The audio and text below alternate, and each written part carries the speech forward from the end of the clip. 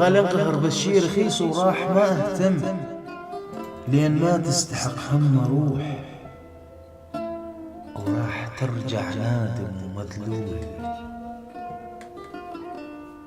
اقول لك دنا قلت لك، ودنا قلت لك ما قدرت تطول. تبغى تعلي صوتك، تعلي صوتك خاطر اسمع شي واظل ما منتبه ما اسمعك. لا تبكي. لا واصير قبال عينك. تبغى تعلي صوتك خاطر اسمع شي اظل ما منتبه ما اسمعك شو تقول، واصير قبال عينك، واحضن اللي يسواك، ومن تدير ظهرك تمشي بس مشلول. اصيح وتلتفت لفتة طفل لامه،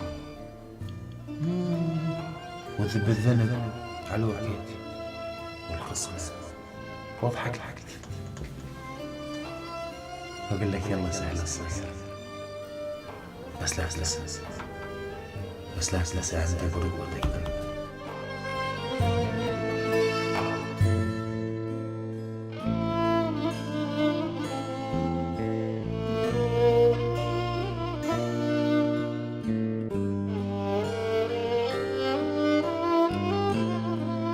الحب موضوع كبير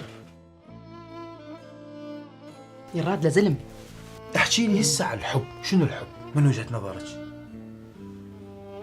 هذا نفس السؤال انا سألته ليش قبل سنتين.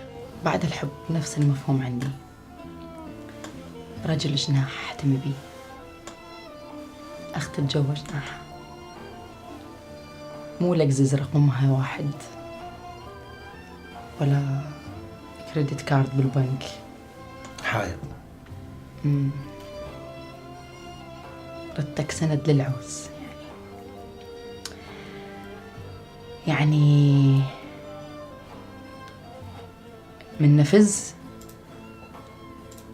أول ما التفت ألقاك يمي. هذا الحب. بدت العلاقة برسالة، خلينا نقول إذا تنختم برسالة، شنو راح تكون الرسالة؟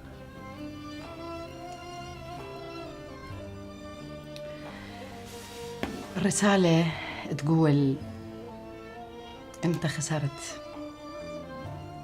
خسارة عظيمة، خسرت إنسانة حبتك ووفت لك ووقفت لك وكانت لك أحزان ظهر وما تعبتك أبداً، وكانت لك خير زوجة بكل ما تحمل الكلمة من معنى، وكانت حبيبة وفية. الحب صار نادر مهند بهذا الزمان، والشخصية مثل شخصية همسة معروفة وتشتغل من الصبح لليل، ومسؤوليتها هواية، ومسؤولية بين البيت وبين طفلة وبين مدارس وبين مسؤوليات كثيرة وبين صرفيات وبين حمل وبين أهلي وهواي ناس، بين الناس اللي أساعدهم من فضل الله طبعاً لا خلف الله علي. بين هذا كله أنا كنت أنثى